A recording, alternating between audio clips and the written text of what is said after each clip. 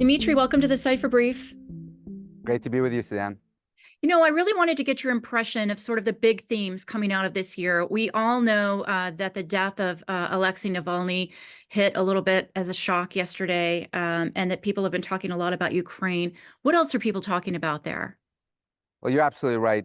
We learned about his untimely demise, unfortunately, in a Russian Arctic penal colony yesterday morning, just as the conference was opening. So as you can imagine, that has been dominating almost all the hallway conversations and even discussions at the various sessions. But beyond that, there are obviously a lot of things on the agenda. China remains a very big topic. And I can tell you, Suzanne, I've been going to this conference for many, many years now, well over a decade. And this is the first time when you're seeing real concerns being expressed by Europeans and, frankly, even other nations here at the Munich Security Conference about dependence on China and really a strong pushback to some of the Chinese officials that are represented here. We have not seen that before, and that's a huge shift that is taking place now. Can you break down for us, Dmitry, a little bit of that pushback? What have Chinese officials been saying that hasn't been maybe well received there?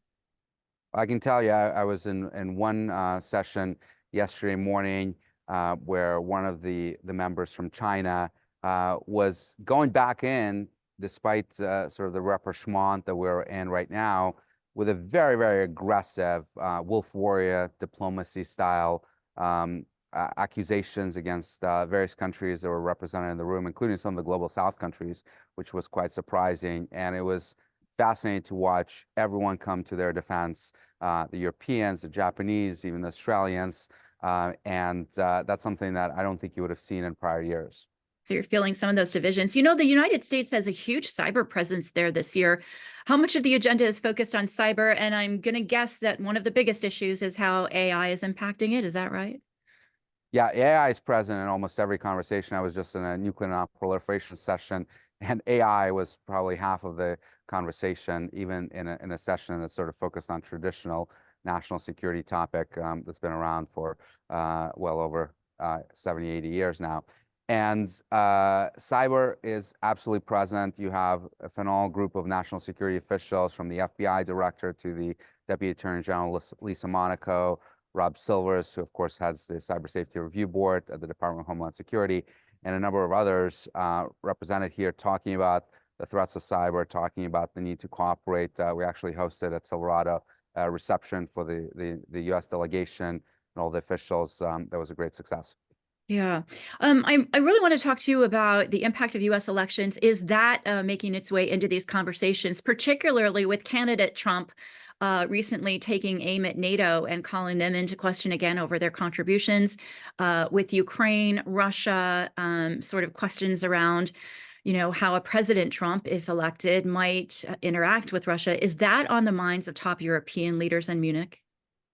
No doubt, and the conversation around the 2% defense spending goal is literally everywhere.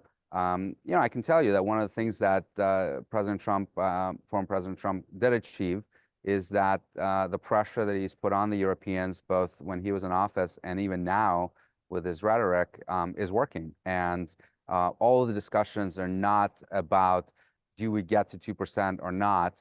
It is, how do we get there? And a complete agreement amongst all the parties, including the Germans, that they absolutely have to get to that level at a minimum. Starting to even have discussions of, well, if you're going to get to 2%, if you're going to increase your defense budget to that threshold, what are you going to actually spend it on? Because that, to me, is actually an even more important conversation than the number itself. Right. And I'm assuming that Ukraine is also probably another top issue there, particularly what it means for Europe if Russia ends up prevailing in Ukraine, which I don't think the Ukrainians are anywhere close to even negotiations or talks. They still want Russia out of their country. How are you hearing people talk about Ukraine and the future of Ukraine in Munich? Well, I've been spending a lot of my time actually on this issue, as you know, Suzanne, and I've been trying to explain to people what I think should be the strategy for victory in Ukraine, because that, I think, has been one of the things that has been lacking, both from the Ukrainian side and the Western world, in terms of explaining to the public of how do we actually get to the outcome that we all desire to have, which is a free and independent Ukraine that is secure in its borders. And we've not heard that from the United States. You've not heard that from Europe, or you've not even heard it from Kiev since this war began. And I've been trying to contribute to that conversation and offer my own thoughts on where we might be going, because I believe this is a long-term war of attrition, and we have to prepare our societies that there is not going to be a quick victory here, and that the support for Ukraine will have to continue on for some time if you do not want the front line to collapse, and really the city of Kiev itself and much of Ukraine to be put into mortal risk yet again. Yeah, it seems like Ukraine really needs strategy and bullets, Dmitry. Are you sensing sort of from European leaders, if the US fails to pass an aid package to Ukraine, that they're willing to sort of shore up whatever gap may exist there, and it would be a substantial gap? No, in fact, Chancellor Scholz actually said that if the US does not pass this aid package, that Ukraine will lose. I think that's actually a very realistic assessment, because the reality is that the Europeans do not have the industrial base capacity to compensate for both the quantity as well as the specific weapons that we're providing to Ukraine, and won't have that for many years, even if they start building it now. So there is no substitute for US aid if you want to avoid a collapse of Ukrainian front lines. Any wild card issues for you in the halls of Munich? Anything you didn't expect to hear? I want to come back to China, because I can tell you, I was here last year talking about the importance of understanding this global competition that we have with China. I believe, as I write in my upcoming book, World on the Brink, How America Can Beat China in the Race for the 21st Century, comes out April 30th, that we are in Cold War II, Roman numeral II. It's not 2.0. It's not a continuation of the first one. It's a different conflict. But as I've been talking to people here over the years, even as recently as last year, I was getting enormous pushback of, this can't be a Cold War. We don't want a Cold War. Much less of that today. I think people are appreciating that this is a major challenge.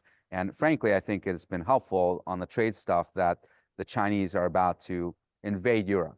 Not invade with troops, not invade with their military, but invaded with cheap EVs, cheap electric vehicles. And of course, automotive industry is essential to Europe, essential to Germany, essential to France. And the threat that presents to their economic stability is immense. And I think that, more than anything, has helped to turn some of the attitudes on China here at the Munich Security Conference. I think other things are certainly helpful as well. But I think that's been a big contributor, and you hear it from the tone of the discussions, particularly with the Germans here at the conference. I'm curious, just to get a little insight into your book that's coming out, Dmitry, are you kind of phrasing that we might be on the brink of an economic war in many ways with China? Well, I actually think that the economic war has been going on for well over 2 decades, with intellectual property theft that, as you know, Suzanne, I've been deeply involved in investigating from China, both in the cyber dimension, and of course, they're very active in the human space as well, stealing intellectual property, stealing trade secrets, undermining US companies and their position in the global economy, and other Western companies as well, not exclusive to the United States. So that's been table stakes. The question is, are we in a much broader Cold War? And I argue that we are. If you look at the arms race, including nuclear arms race, frankly, that we're involved in right now, with the Chinese building up their nuclear arsenal, going to about 1,000 warheads by the end of the decade, that's something that certainly resonates to the echoes of the first Cold War, Cold War I, as I call it. But there are so many aspects of that competition that people should take a look at the book and check it out. I'm looking forward to digging into that book as soon as it comes out, Dmitri. Dmitri Alperovitch is Executive Chairman of Silverado Policy Accelerator, joining the Cipher Brief live in Munich. Thanks for being here in the studio with us, Dmitri. Thanks so much.